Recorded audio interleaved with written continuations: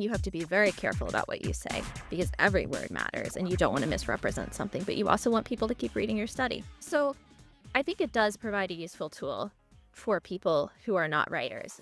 Grammar Girl here. I'm Mignon Fogarty, and today I'm here with Abigail Eisenstadt, a science writer at Science Magazine. And I'm really interested in speaking with her today because they did a study on AI writing that was much more expansive than what I see most people doing. I see people give ChatGPT a try once or twice and, form their opinion about it.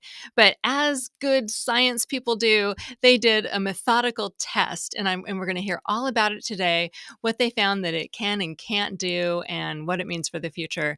Abigail, thanks so much for being here. I'm happy to be. Thank you for inviting me. Yeah, so can you describe for people sort of what the science writers at Science did? Yeah, so we are a press package team and we send out summaries to reporters on a newsletter each Sunday. And what we put in that newsletter is 250 to 350 words of a news brief, essentially. And so these are summaries that go out. There's usually 5 on average. And what we wanted to do is we wanted to see if ChatGPT Plus could emulate our specific style. And so our style is pretty typical for a news pyramid. So most important sentence at the top, then we do the background, then we do the methods, then we do a conclusion. And we wanted to see if ChatGPT could emulate that, essentially. And as well as science writers, we have to be very careful about the word choices we use because we don't want to say groundbreaking, a new, first of its kind study. All science is built on the shoulders of other science. So you can't truly say anything is novel. You have to maintain context in whatever you do. So each week we had ChatGPT analyze 2 papers that the writers on my team, including myself, would nominate. And we compared its summaries to our summaries. So we had already written our summaries on it as well. And then we would look at the differences between the two to see if there were any hallucinations, any claims that we felt were a little too aggressive. Would it be something that we would be confident sending out to reporters that we believed would not break their trust? They could trust our credibility as representing research from our institution, and also if it even followed the style that we use. And then over the course of that experiment, what we found is it did a good job transcribing studies. So it could summarize in sort of a layperson's abstract, but it didn't really translate those studies. It was missing the element of contextualization. It loved to use groundbreaking, for example, and it didn't quite provide the narrative within, like, this study exists within a field of other research. And ChatGPT couldn't really do that part, which is so critical for science writing.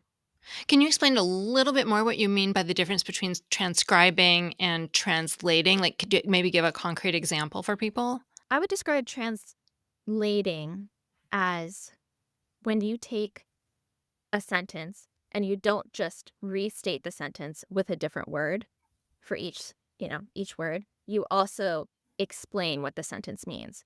So transcribing is just resummarizing. Translating is really broaching that understanding element to it.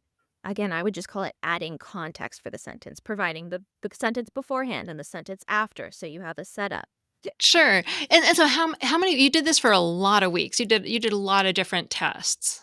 Mm-hmm. How Yeah, many did you do? we ran this for a year, so give or take. I would say, like, the papers that we studied were over 60, so I would call around 64 papers. And we definitely did this for at least 40 to 50 weeks. So it was a pretty wide range of content for a pretty long time.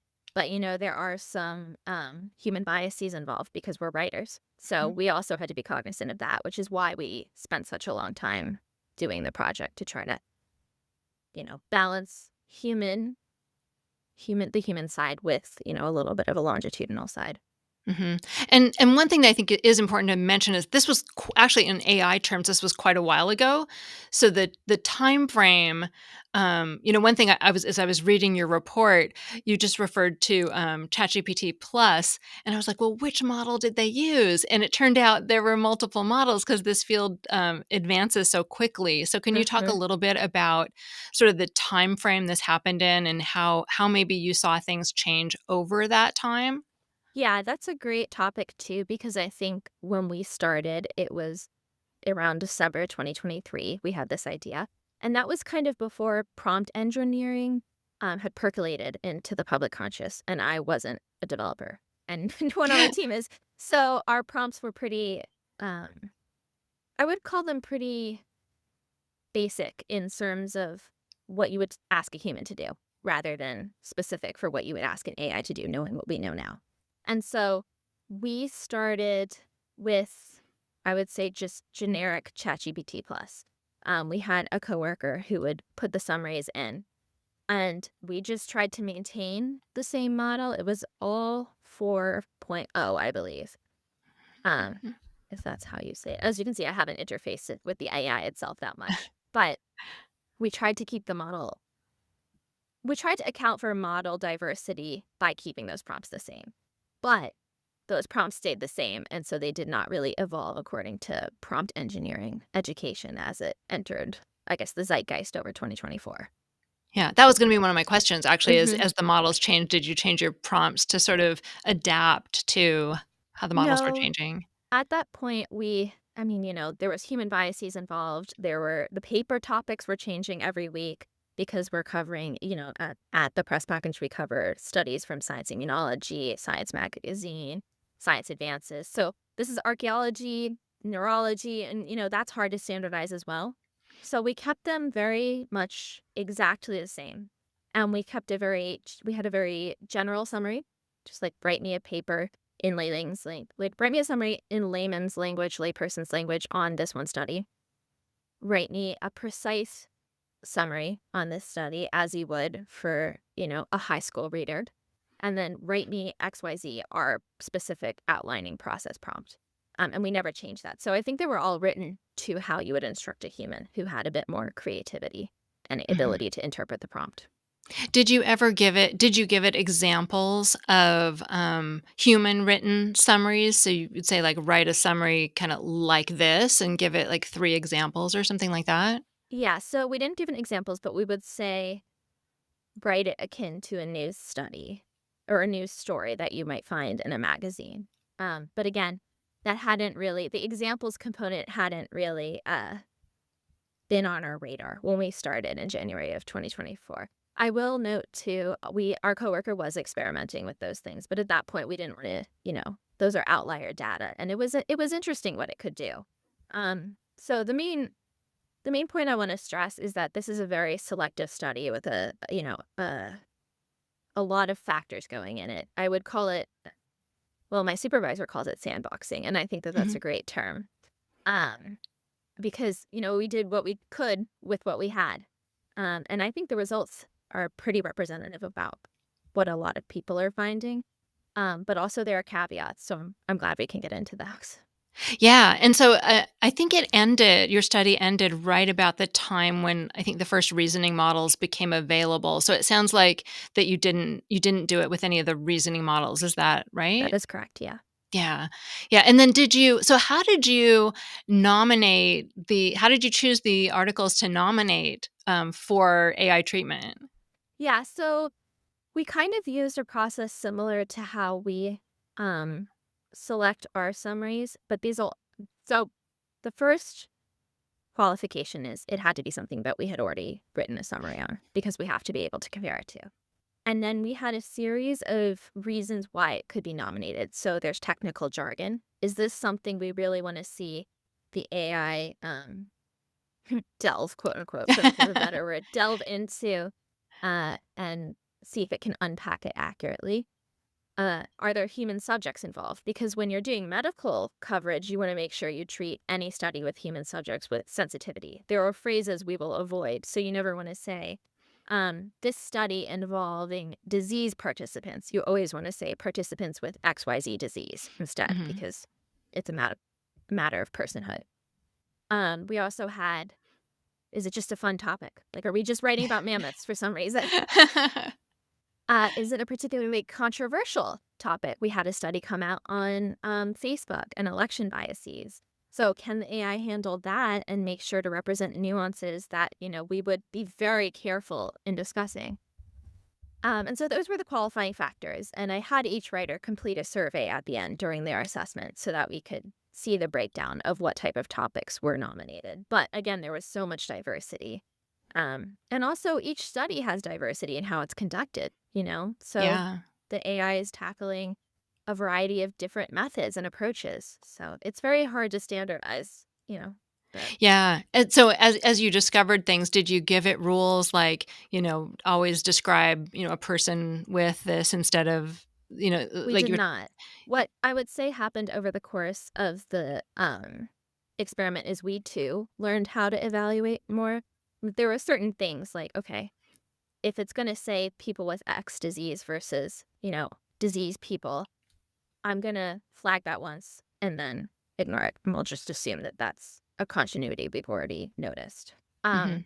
there was a point where we finally changed the prompt a little bit to say, please stop saying groundbreaking, particularly because it was, it's something that you can't tune out when you read it. And you have to flag it as inaccurate every single time.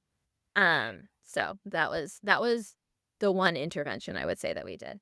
But so not even subconsciously, I think just in general, um, Yeah, we all kind of unilaterally agreed that this was not. but you never Certain wanted to things see were that just again. let it go. Yeah. Yeah. Yeah. I'm curious, is this something that you as the team of writers decided that you were really curious about and wanted to do, or is it something that management came to you and said, "Well, we wanna see if it can do this, will you please test it?" So it was a little bit of column A and column B. I think when ChatGPT Plus first came on the scene, there was a lot of debate about whether the LLM would replace writing jobs. And so I would say that a lot of the writers on my team and myself had differing views, or not even differing views, just, what does this mean for us? I've always been of the stance that, like any event, the Industrial Revolution or whatever, we will evolve and our skills will be suited to use a tool eventually, in theory. Um, and I think perhaps I was blasé enough about it that my supervisors noticed. And so they asked me to run it. Stressing that nobody would be fired. It was just a way to, stay on top of the landscape and whatnot. And because again, I was like, sure. So, because I Yeah. wasn't too concerned about it. And I think it was a really good experiment to do because I actually have more respect for these tools afterwards. I think knowing limitations allows you to respect something more. So, Yeah, absolutely. And how did you evaluate the output? so I tried my best without a scientific degree to create a survey where we had a few qualitative and a few quantitative answers. So what I did was I would say, did this emulate? Was this compelling? Was this a compelling summary? Yes or no? Was this a summary that is feasibly able to blend into the rest of our press package? Because if it's not, we couldn't use it. Can it stand alone and go into the press package?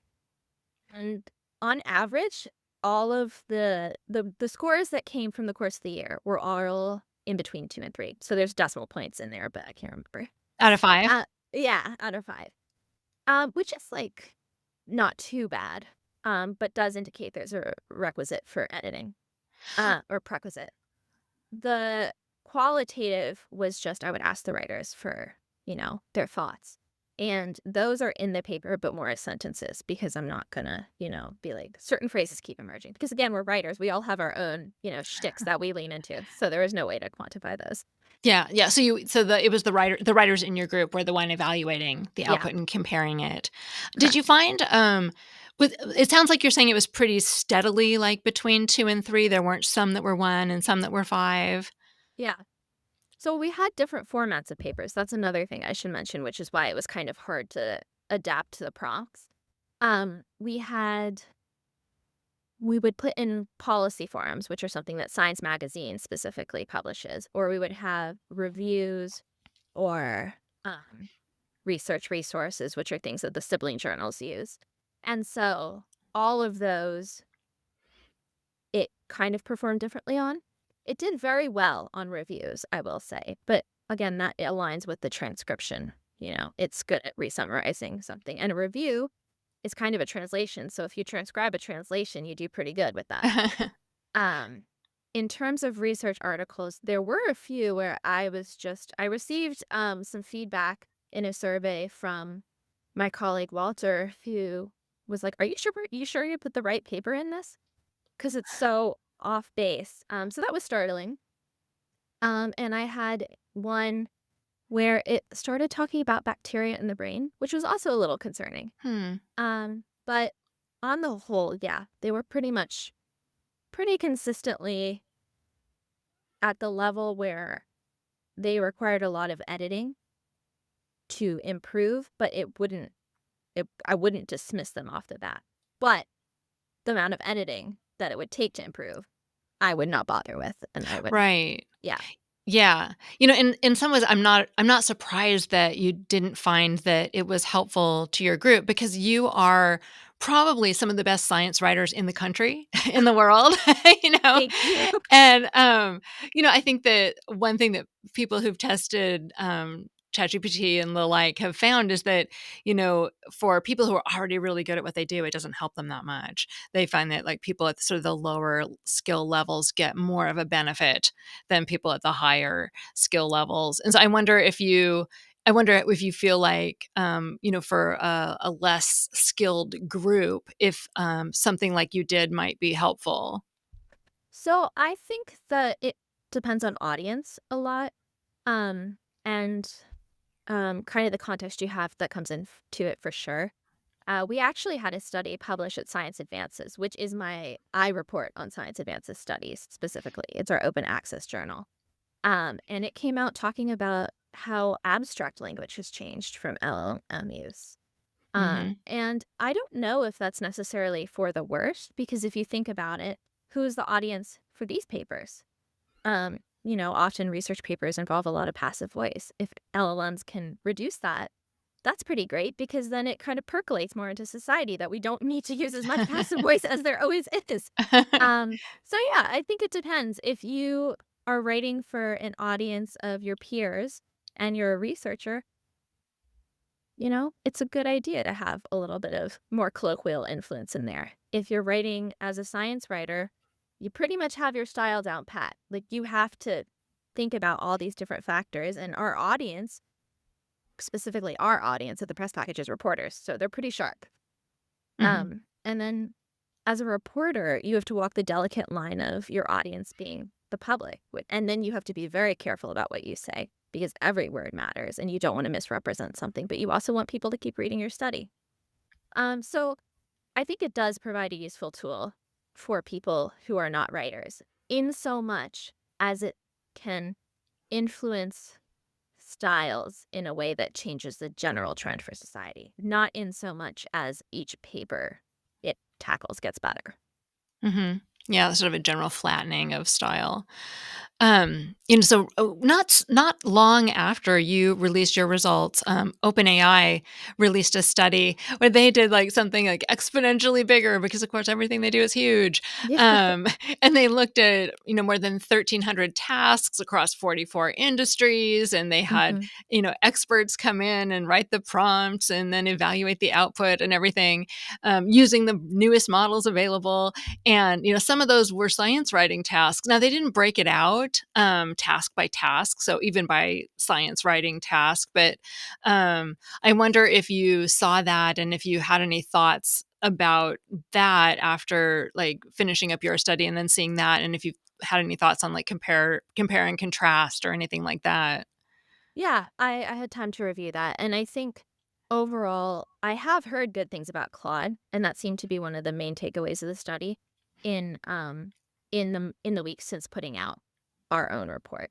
And, again, I wasn't super aware of Claude when we started the experiment, so but I will note also, the overall results for the study, the OpenAI study specifically, where Claude was graded as better or equal to human writers, 47.5%. So again, that kind of brings back the issue of, return on investment on me. That's not super convincing to me. Right, and Um, they didn't break it out, so we don't know for their study either if it was there were 1s and 5s or if it was all 40 yeah, if they were all or half as good industry. or Yeah. yeah. Yeah. So, and then I also noticed that at the bottom of page 3, this is very incremental, but there was a note too that it's hard to, see if the summaries are fully blind because a lot of these different models have their own quirks. So perhaps there was an ability of reviewers to see if it was human or not, or just assume because there's a lot of M dashes as the myth goes. Maybe they assume it's ChatGPT. So, I think there were flaws in that study as well, but I do think the results were promising.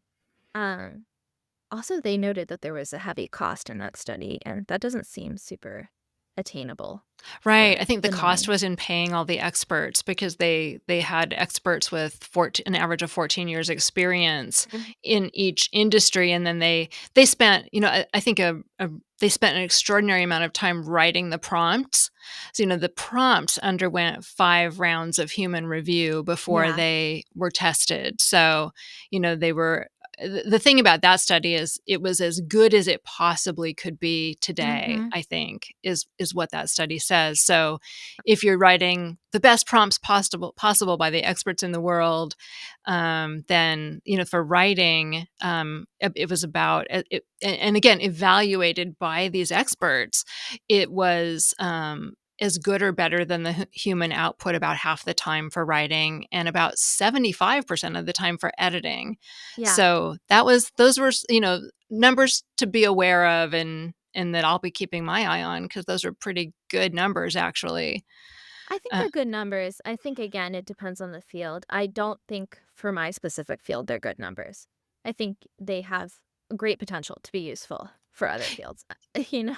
yeah, and I think it depends on how you count the time that then you have to spend cleaning it up for the things that don't work. And Precisely, yeah. whether that yeah, and the time going into creating the prompts. I mean, if you can use the Yeah. prompt over and over and over again, then maybe that cost gets amortized across all your work. But if you're having to do that for every task individually, then it's too much, you Yeah, know? I can't imagine the level of expertise and training. I'm very impressed by the human reviewers and prompt engineers involved on this project as well. Yeah, yeah, it's a lot to keep an eye on in the future. With the new models, do you have any interest in testing it again? I mean, you've done this huge test. I can see you being like, "Ah, we're done with it. We don't wanna do it anymore. We're good at our job. It's not saving us any time." But, like, then the models keep improving, so do you think that you'll test it again, or are you done? I think it's difficult to say. We're definitely curious about different models, and but to that point, they are evolving so quickly that I hesitate to do another longitudinal study because things might change so drastically again. We have thought about asking reporters if they'd be interested in a shorter term study where they evaluate our summaries and the LLM summaries side by side. Mhm. Unclear about what model that would be either. But again, reporters' time is pretty limited, especially today. And so I I don't know about the buy-in with that. Also, when you're selecting reporters, do we go for whoever wants to join? Do we pick, non-technical outlets? And by technical, I mean like not wired, because they already know a lot about AI. Yeah. So it would be very difficult, I think, to standardize in the same way that this study was, or sandboxed study was. Um, so I don't know. It's difficult to say. We're definitely curious, and um, I don't think we're done staying on top of it. But I don't know if we would launch something this grand at scale. Yeah. No, I mean, I commend you for doing it in the first place this way. I mean, it's so nice to see it all laid out like that. I had a follow-up. I had a follower on social media who is a science writer who asked me to ask you, since you spent so much time with these models, like, is there anything you think that they are good for? Yeah, I actually think that they might have a lot of potential for social media. And I would be very curious at how they do at distilling our summaries for social media. In that same vein, I have heard, and I am very curious about, I've heard of writers putting their summaries or just their pieces, I don't know if they're summaries to say, but putting them into the models and asking what are the main points. And I'd be kind of curious if I could get something from that, like if I put in a study on biomolecular engineering and I ask it, what is the news here? Maybe it can tell me if I'm actually presenting that correctly. So, and I guess that would bring out more of the analytical side that we saw was lacking in this study, in this, I keep calling it study, but that was lacking in our experiment as well. Yeah. Yeah. Well, Abigail Eisenstadt from Science Magazine, science writer, thank you so much for doing the tests and for talking about them with us here today. Thank you for having me. It was great to think more about it and, discuss it with you. Yeah, so interesting.